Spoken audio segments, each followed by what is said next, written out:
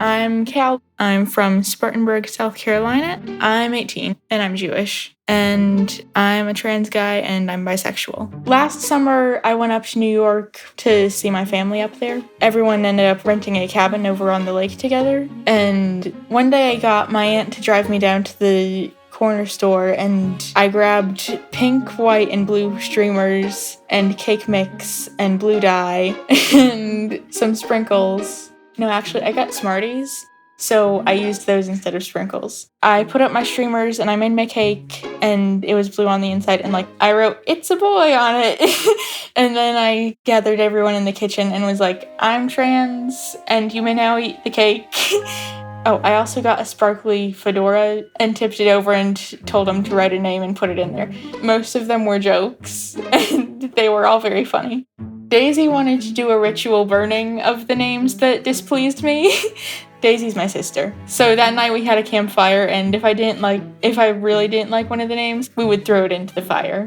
One of Daisy's suggested names was Baby Eagle, and then also Twerk Master with a little booty drawn on it, and ASAP Rocky with hearts around it.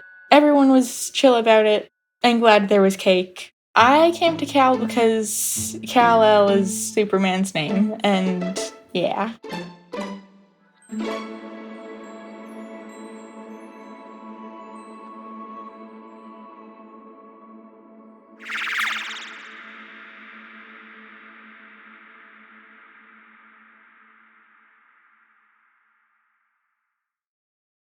Hi, my name is Brianna. I'm currently in Philadelphia. My pronouns are she, her, and I'm 17. Being a woman, and being Black, and being bisexual makes me want to be more outspoken about it. Simply because it's not enough people know about people like me. So every chance I get, I'm telling people I'm bi. If you just look at my Instagram story, it's just Black after gay after feminist posts. It's just back to back. The last thing I want Black queer women to feel like is like they aren't good enough. If I can do my part just by speaking up and being strong about who I am, that in itself gives other queer Black women the chance to do that, unspoken permission to do the same. We don't have to hide all the time because the world is constantly telling us we're not good enough, for not being exotic enough, for not being light-skinned enough. This sounds pretty straightforward, but my favorite part about being gay is being gay. I love seeing other gay couples in public. It makes me not as afraid to hold my girlfriend's hand. And I hope that the gay couples out there who I stare at know that I'm not being homophobic. I'm really just looking at you and loving your gay aura, and I'm just appreciating you. And I just want you to know that I'm gay. I'm trying to send you gay signals so that you know. I love just being around women and the comfort I find in having my girlfriend and how supportive she is. And I feel understood all the time because it's she gets it. She's like me.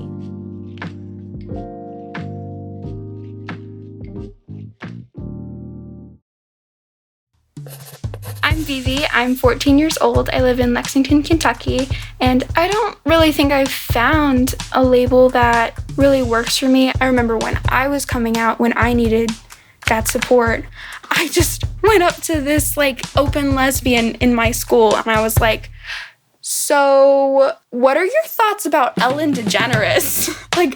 just stuff like that. I was so awkward, and I still really am, but I'm just I don't even look that gay, except for my hair. I got a pixie cut because a friend of the family had cancer, so I was I'm donating my hair, and I actually cut off 16 inches. Then when I came back to school with my new haircut, everybody was like, "Are you gay?"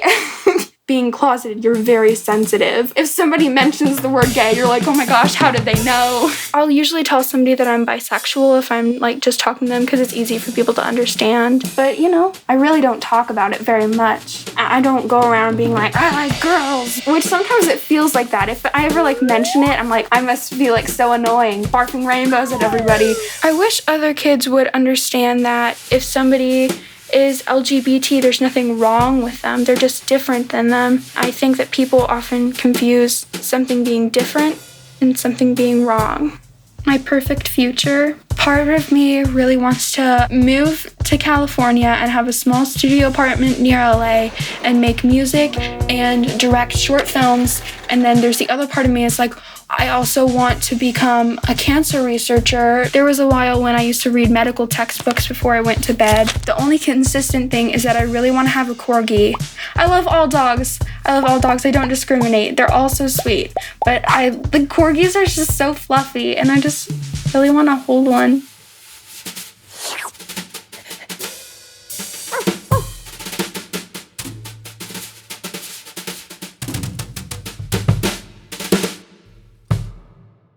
I am Zion. I'm from Indianapolis, Indiana. I am 16 years old, and I identify as I don't know. My mom, she's just like a white lesbian, and so it's very different from like my dad, a 40-year-old political activist black man. But growing up with her and her wife and all of these uncles and queens around me, it's just been like sexuality and gender was like, it's a thing. Do whatever you want. It's not a super heavy topic. It's just how life is.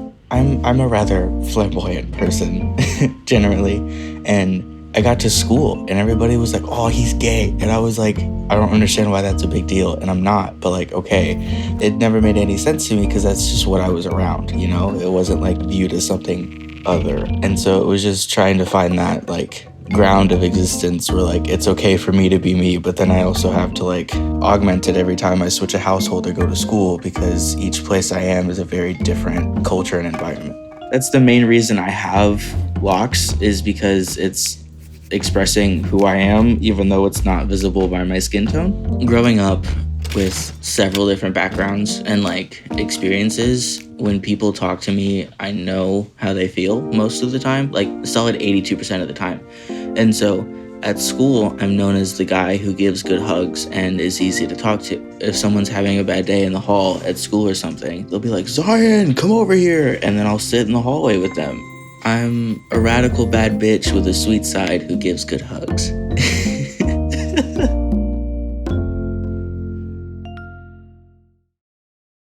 My name is Sarah. I'm 16. I use she, her pronouns, and I'm from Minneapolis, Minnesota. I always knew I wasn't straight. I wasn't what other kids would call normal. One of the first movies I can really remember watching, it was Pirates of the Caribbean, and I really liked Keira Knightley. And I was like, oh, maybe that's not a big deal, right? Like maybe that's just like I want to be her friend. Not until, the summer of 7th grade, I realized, oh, those were romantic feelings. I don't think I actually knew what bisexual was until like 6th grade. And I remember thinking, is that what I am? My brain immediately was like, no, you have to stick with the binary. Like, no, you don't like this person. You're not really attracted to them. You're this or you're this. There was a lot of self-hatred there for a really long time. 8th grade, I was sort of open. I would tell people if they asked, but it was still stigmatized. I could still feel it. Kids could be really rude about it. They would kind of look at me with this it was a lot of, you'll figure it out. I'm gonna find the answer, even though I had found the answer. I think there was a moment where I really realized there's no point in the box anymore. There's no point in being afraid anymore. I tried to force myself into being either lesbian or straight. You have to be one or the other. And then I realized, no, I don't, which was really nice.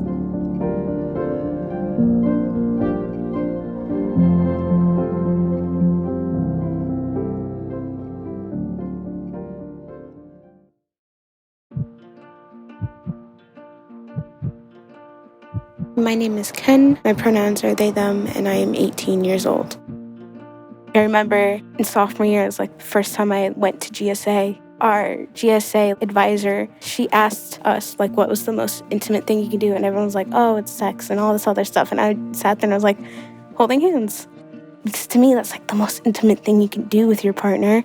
Because if you're doing it in public, it's you're declaring this is me, this is who I'm with. And it's just so intimate to me, because it's so hard to hold someone's hand in public.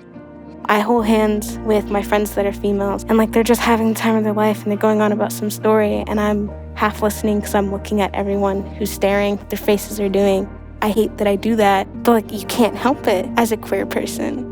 Visibility in the queer community is kind of giving up your personal civic life for the push for safety for another person's, and to show them that you can be who you are. This is normal. You don't have to change.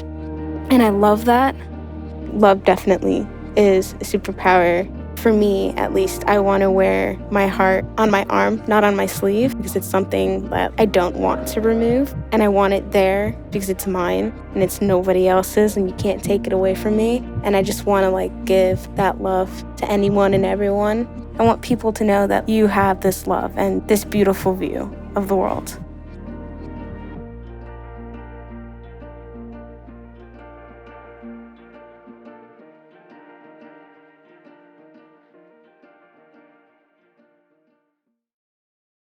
My name is Cheyenne. I'm cool with any pronouns, but particularly she, her. 16 in Raleigh, North Carolina. And I am pansexual. Being open about myself is kind of the way that I go about expressing my sexuality and my gender identity. I have very fluid ways of dress. I do cosplay, so online, sometimes I'll cosplay masculine characters, sometimes I'll cosplay feminine characters. Gender isn't a factor that I really look at. And I had an online friend at the time who we would talk to each other about sexuality and gender identity, and that kind of helped me figure out what I was feeling by listening to how they were feeling and being like, oh, I relate to that. I was always exposed to the internet and fandom culture. So my first experience with queerness was online. I think I was 9 or 10. I was on a website called Quotive, which is basically fan fiction and quizzes, because that's how a lot of queer people express themselves, through ships and stuff like that. A ship is basically when you take two people and you think they're oh, they would be cute together. They would be good in a relationship. In your head, you feel oh, this character's queer, and no one can tell you otherwise. A lot of people, especially lately with Harry Potter, have been revamping it. I think that it's a good way to make your own representation and to normalize it for you. A few people took Cedric Diggory, which is one of the characters, and made him female to male trans, and was just that's it, that's canon now. I like Ramus and Sirius as a ship. Slytherin Harry and Slytherin Draco is a ship for the gays. I would explore with different types of characters or different characters being interested in each other. The author didn't make these people queer, but I can.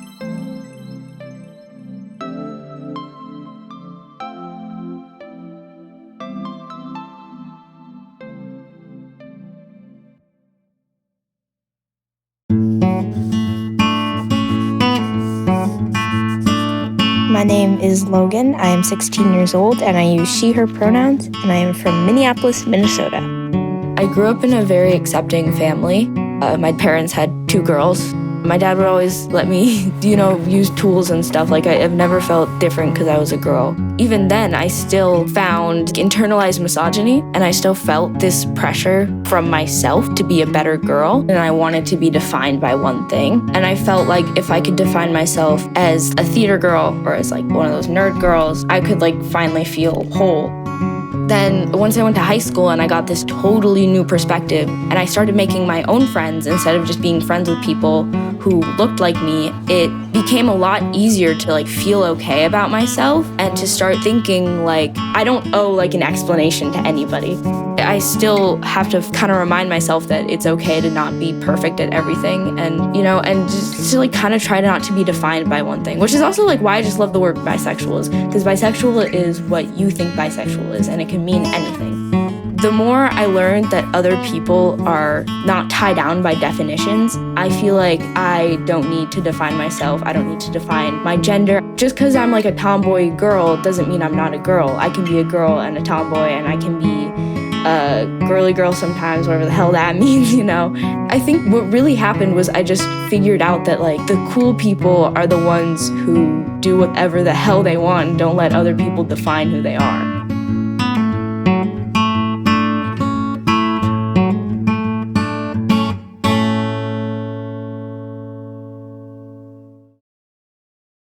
I'm 17. I use he, him, or they, them pronouns. I live in Minneapolis, and I'm bi. Having to hide part of yourself for so long really makes you appreciate when you don't have to hide it. The summer before my sophomore year of high school, I was talking with my mom and she was like, your sister is graduating. Is there anything that you would want to do differently when it's just us at the house? And I started thinking about the places that I would want to go. And I knew that I wanted to be in a city because I wanted to be somewhere where there were people like me, because I had never experienced that before. Like in the time that I lived in Lafarge, Wisconsin, I heard the F slur every single day, like every day. And there would never be any kind of like retribution for that. Like people would say it in front of the teachers and the teachers would laugh. I constantly felt like I had to hide. And even if I was like talking with the other queer kids, we could never openly discuss what it was like for us. Coming to Minneapolis was so important. We went on a tour of South, my high school, and like from the moment that I stepped in, I was like, oh, this is my home. This is where I should be. The connections and relationships that I'm building are going to be with me for the rest of my life.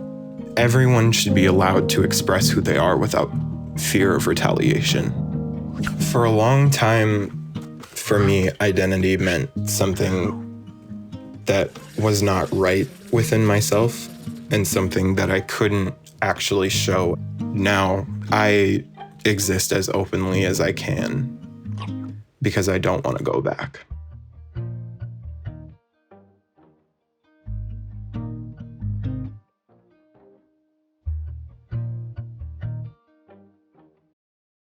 I'm Juliana. My pronouns are she, her. I'm from West Haven, Connecticut, and I identify as an ally. I knew I was an ally when I was about probably 7. My mom, she came up to me and she was like, hey, are you okay with me dating another girl? And I was like, yeah, I'd be okay with that. That's cool. Do you? And she was like, yes, I do. I was like, oh, okay, that's cool. And then like I ran off to play somewhere. It never in my mind was it like, no, that's not okay. Like it was just like, that's it. That's life. Then when I went to school and I started talking about it and everyone was looking at me like, what? So then I was like, oh, that's not the normal thing, I guess. I knew like something was different about me. Like I used to go to school with like rubber duck headbands on, wearing like hot pink sequin tutus. People used to make fun of me and I used to be like, I'm sorry, my rubber duck headband is extremely cool and you just wish you had one. So then I would make them rubber duck headbands and be like, here, do you want one? Wherever I am, I just want to like have no regrets and I just want to be happy. And the same for the world. People are going to come for you no matter what you do, so might as well do something you love. Since I was 7, my mom was raising me to be like, everyone can love whoever they want. Something I'd want to say to queer people is, I care about you. Even if I don't know you, I've never met you, I care. If anybody comes up to me and is like, hey, Juliana, I'm going through a tough time. My parents won't accept me, my friends won't accept me, like, I'll accept you. Okay, I will.